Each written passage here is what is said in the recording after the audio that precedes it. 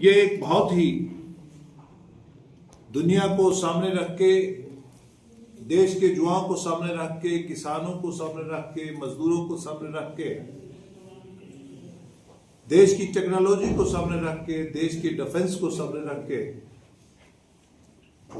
और देश के विकसित भारत के टारगेट जो 2047 वज़ीर आज़म साहब ने रखा है, उसको टारगेट सामने रख के ये बजट लाया गया है। आप सब लोग जानते हैं ये देश का एक एक्सट्रीम बॉर्डर पे कुछ कोना है, किनारा है। आप जानते हैं कि बॉर्डर के लोग हमेशा फ्रंट वॉरियर रहते हैं देश की हिफाजत के लिए, और बॉर्डर बेल्ट ने हमेशा कुर्बानियां मिली, और इसके लिए जो एलोकेशंस ऐड हुआ है बॉर्डर बेल्ट्स के लिए, बंकर्स के लिए, इंफ्रास्ट्रक्चर्स के लिए, रोड के लिए, कनेक्टिविटी के लिए, टेररिज्म को कैसे उसका कलाकम्मा किया जाए, उसको न्यूट्रलाइज किया जाए एंटर होने से पहले, इंटेलिजेंस को, सिक्योरिटी ग्रिड को, इसके लिए भी काफी उसमें लाया गया है। और जम्मू कश्मीर सेंट्रिक ये बजट भी है। मैं आपको ये कहूं कि हम, भारत जो है दुनिया की 11वीं इकोनॉमी थी, और भारत कांग्रेस के जमाने में एक घुटालों के उसमें फंसा था, और एक बीमार एक मईशत थी, हमारी इकोनॉमी थी। लेकिन वजीर आजम साहब ने ये जो देश, बड़े बड़े देश, developed Nations, US, European union, और इवन बीमार कमजोर देश भी हमारे साथ बिजनेस करने के लिए तैयार नहीं होते। लेकिन नरेंद्र मोदी जी ने जैसे ही 2014 में कमान संभाली, आज दुनिया की बड़ी बड़ी ताकतें, यूएस हो, यूरोपियन यूनियन के 30 देश हो, आज मिडिल ईस्ट हो, साउथ ईस्ट एशिया हो, या बड़ी ताकत हो, हमारे साथ बिजनेस करना, वो कोई भी बिजनेस करना चाहते हैं। इसके साथ एक बात मैं तय कर दूं, एक आपको मीडिया के सामने बताऊं, आज हम अपनी मर्जी से तय करते हैं। हम किसी के आगे, नरेंद्र मोदी का भारत झुकता नहीं है। हम अपने टर्म्स एंड कंडीशन से, अपने स्टार्टअप और स्टैंडअप और किसानों और मजदूरों को, डिफेंस को हित में रख के हम बिजनेस करते हैं।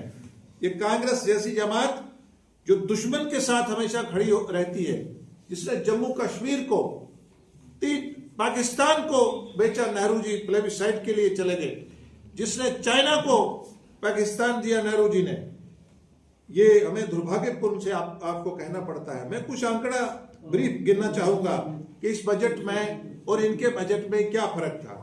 जब इनका बजट था तो मात्र 16 लाख करोड़ देश का जो बजट था उसका हुजूम इतना ही था।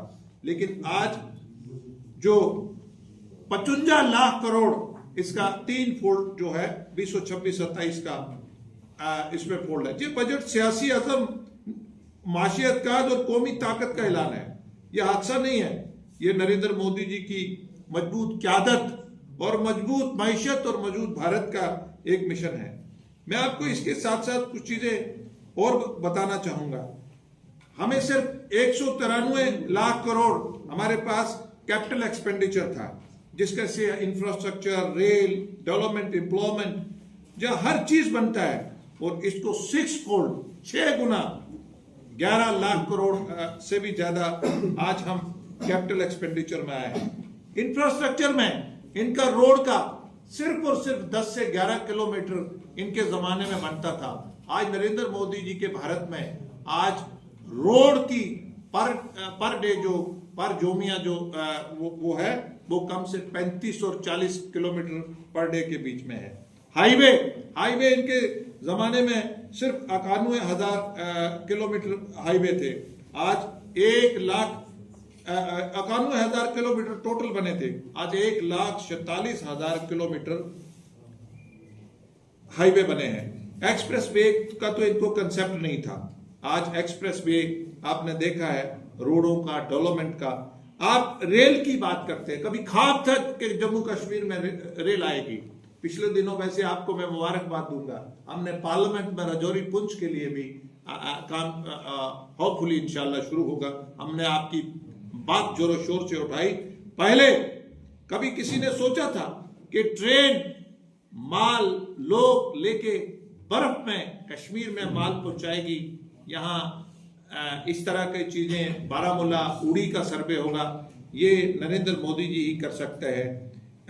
बुलेट ट्रेन का तो कंसेप्ट ही नहीं था, इसका वंदे भारत ट्रेन का। आज 150 से ज्यादा वंदे भारत ट्रेन चलती हैं। बिजली पार्शली था, धुएं से पूरा देश वो चलता था, लेकिन आज 100% इलेक्ट्रिक ट्रेन। आप एग्रीकल्चर किसान को हमेशा एक्सप्लॉइट करते हैं। मैं आपको बताऊं, सिर्फ और सिर्फ मात्र 27,000 करोड़ इनका एलोकेशन था पूरे देश में, लेकिन ये 6 गुना ज्यादा बढ़ा के 1,52 लाख करोड़ जो है बजट बढ़ाया है। और कभी किसी ने सोचा था किसान के डीबीटी, डायरेक्ट बेनिफिट ट्रांसफर, आज किसान जो है, आज गैर यकीनी नहीं है, किसान एक हिस्सेदार है देश की तरक्की का। इसके साथ साथ मैं आपको कुछ और आंकड़े बताना चाहूंगा। देश बचोले खा जाते थे, सब्सिडी गरीब तक सब्सिडी नहीं पहुंचता था। आज पुअर के अकाउंट में डायरेक्ट बेनिफिट जाता है। पीएमएवाई का मात्र थोड़े से लोग थे, आज 4 करोड़ से ज्यादा घर बनाए हैं। हेल्थ का आपने देखा होगा, जम्मू कश्मीर में वजीर आजम साहब ने पहले ही हमारे लोगों को, यहाँ हमारे भारतीय जनता पार्टी का ये लोग मुखालफत करता है, जम्मू कश्मीर ही एक ऐसा राज्य है जिसमें सबको, गरीब को, मजदूर से लेकर उमर अब्दुल्ला, फरूक अब्दुल्ला तक 5 लाख का कार्ड जो है, और अब इसको जो 75 साल प्लस है इसको 10 लाख कर दिया गया है। और इसके साथ साथ इसको और भी किया गया है। इसके साथ स्किल का, इनके जमाने में ये आपने देखा होगा विकसित भारत, जी राम जी, कितनी मुखालफत चल रही है। ये मजदूर, ये बंधु वजीर आजम साहब महात्मा गांधी जी का उस वक्त का जो हरिजन मैगजीन, उस वक्त के जो गांधी जी की कलेक्शंस है, या उस वक्त की जो चीजें हैं, जो उनमें गांधी जी का विजन था कि हमारे देहात, हमारे गांव कैसे मजबूत हों, वो वजीर आजम साहब लेके आए हैं। ये यहाँ तरह तरह की बातें फैलाते हैं। इनको 2009 में एमजी नरेगा, महात्मा गांधी जी का नाम याद आया। 60 साल इनको महात्मा गांधी जी ने याद नहीं आए, ये सिर्फ टाइटल इस्तेमाल करते रहे, लाभ उठाते रहे। जब इनको मालूम हुआ कि हमें देश का नागरिक वोट नहीं देगा, 2009 में इन्होंने एमजी नरेगा लाया। आज वजीर आजम साहब ने इसलिए लाया कि आप सीखो भी और कमाओ भी, आप मजदूर मत रहो। आज विकसित भारत, जी राम जी का जो एक्ट आया है, ये गांव में एक खुशहाली लाएगा, गांव में सेल्फ रिलायंट लाएगा, गांव में स्टार्टअप स्टैंडअप लाएगा, और हमारे नौजवान जो है वो कमाएंगे भी और सीखेंगे भी। मैं 1-2 आंकड़े के बाद आपसे क्षमा चाहूंगा। एजुकेशन सेक्टर में सिर्फ 65,000 करोड़ था, और आज उसको डबल किया गया है, 1.25 लाख करोड़ है। स्किल का कोई नाम नहीं था, आज जो स्किल है, ग्रीन जॉब, आर्टिफिशियल इंटेलिजेंस के लिए बच्चे, आज स्टार्टअप के लिए बच्चे। ये बजट नौकरी मांगने वालों का नहीं है, ये नौकरी देने वालों का है।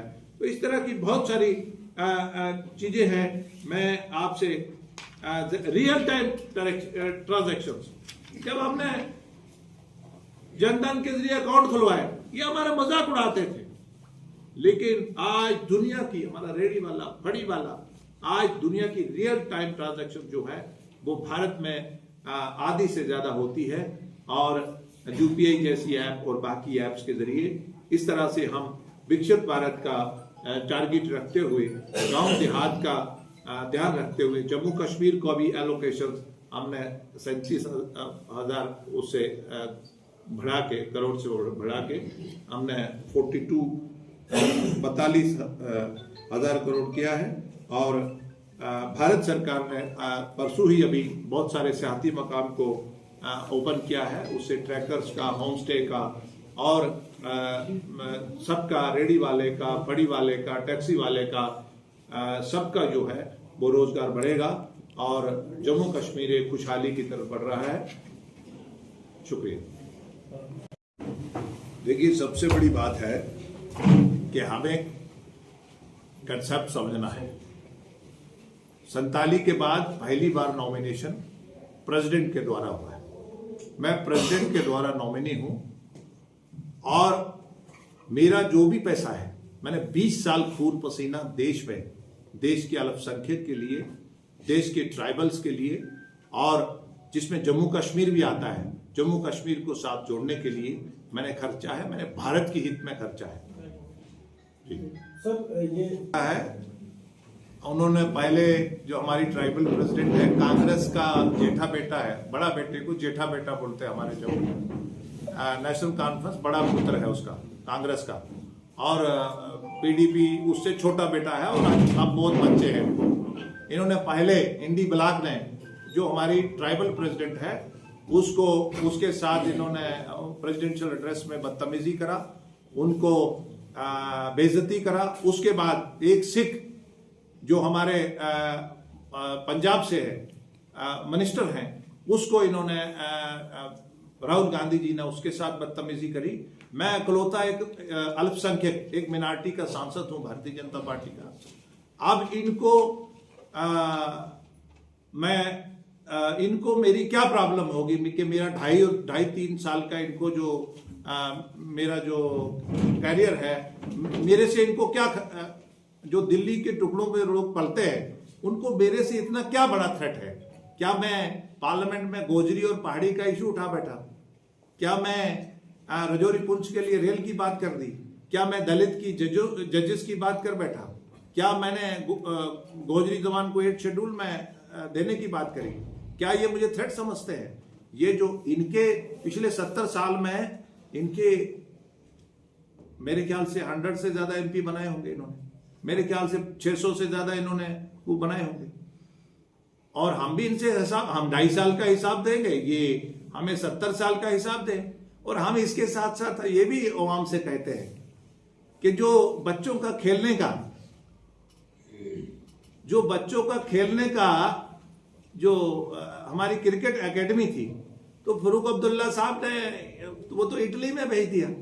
तो साथ साथ हम वो भी हिसाब चाहते हैं, साथ साथ हम ये भी हिसाब चाहते हैं कि आपने सीडीएफ का पैसा बच्चों को पत्थर मारने के लिए इस्तेमाल करा, आपने उसके लिए इस्तेमाल करा है, क्या बोलते हैं उसको, बंद काल के लिए करा है, आपने तकरीबकारी के लिए करा है, आपने सेल्फ रूल के लिए, प्रमोशन के लिए करा है, आपने ऑटोनॉमी के लिए करा है। ये दिल्ली के टुकड़े में पलने वाले मुझे उस क्वेश्चन करेंगे, आइए हिसाब करेंगे बैठ के।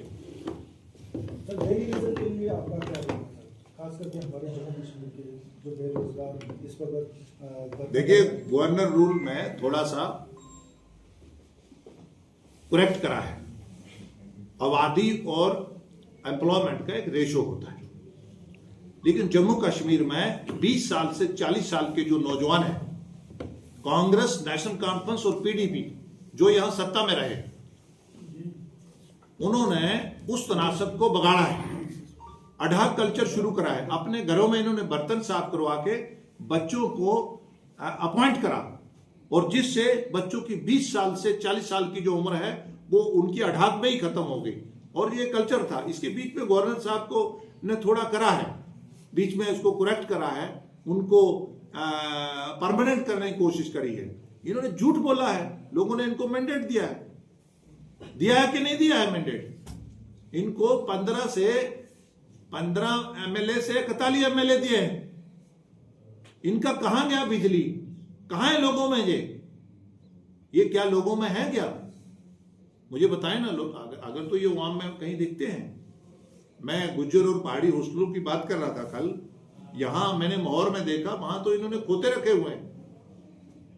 यहां इन्होंने मैं श्रीनगर में एक वो देख रहा था, एक ट्राइबल बच्चियों के लिए हॉस्टल के लिए, वहां का इनका नेशनल कॉन्फ्रेंस के एमएलए जगह नहीं लेने दे रहे थे। यहां शेरवानी साहब का वो एक हाल है, उसको इन्फ्लुएंस कर रहे हैं रेलवे और उसको बारामूला डीसी को, के जो भी नेशनलिज्म के निशान है उनको खत्म करने के लिए। लोगों को पूछिए ना कहां गया बिजली फ्री। हम 2.5 साल का हिसाब देंगे, इनका 70 का लेंगे और इनका अंडरगारमेंट क्या पहनते वो भी चेक करवाएंगे।